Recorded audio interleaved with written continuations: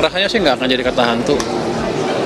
Tapi ya kalau ekonominya dia bagus, uang saya akan banyak nanti. Jadi Anda nggak usah takut.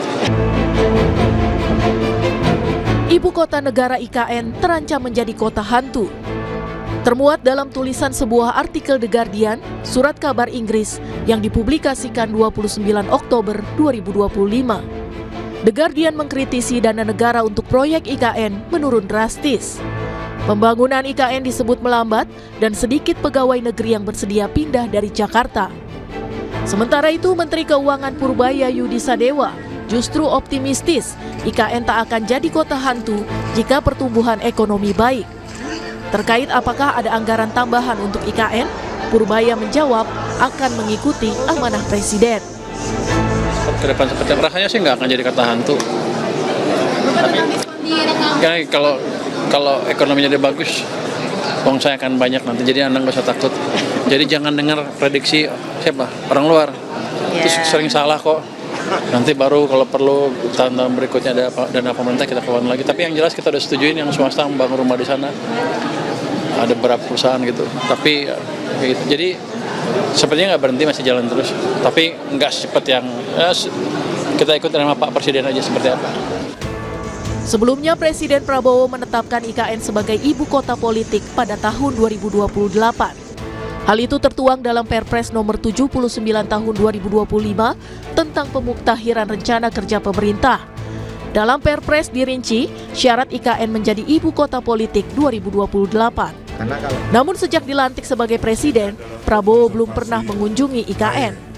Center of Law and Economic Studies menilai posisi Prabowo dilematis karena jika menolak IKN secara terang-terangan akan dianggap berlawanan dengan misi Presiden ke-7 RI, Joko Widodo. Selios pun memandang IKN jadi beban proyek yang mahal era Prabowo dan rawan gagal. Jadi strategi yang digunakan oleh Pak Prabowo sekarang adalah ya main aman, jalan tengah. Tidak membatalkan, tidak juga memberi oksigen politik baru ya, tidak juga menyerang, tapi membiarkan IKN kehilangan momentum. Dan sinyal-sinyal ini juga sudah kelihatan. Anggaran tahap 2 turun tajam ya, dari 80 triliun proyeksinya sekarang hanya dialokasikan 48 triliun. Dan tidak ada framing baru dalam pidato politik Pak Prabowo terkait IKN ini sebagai prioritas strategis nasional.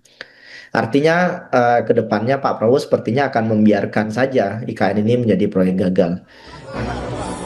Ketua Umum Projo Budi Aristiadi turut menanggapi pemberitaan The Guardian tentang IKN. Ia mengingatkan masyarakat agar tak mengikuti agenda negara lain. Jangan kita mengeksploitasi hal-hal yang membuat bangsa kita ini jadi terpuruk. Kan yang nggak pengen maju kan negara lain.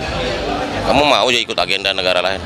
Ya, pokoknya kita dukung Indonesia maju 2045. Ya. IKN mulai dibangun awal 2022. Kementerian Keuangan mencatat anggaran pembangunan IKN mencapai 75,8 triliun rupiah dari APBN sepanjang 2022 hingga 2024.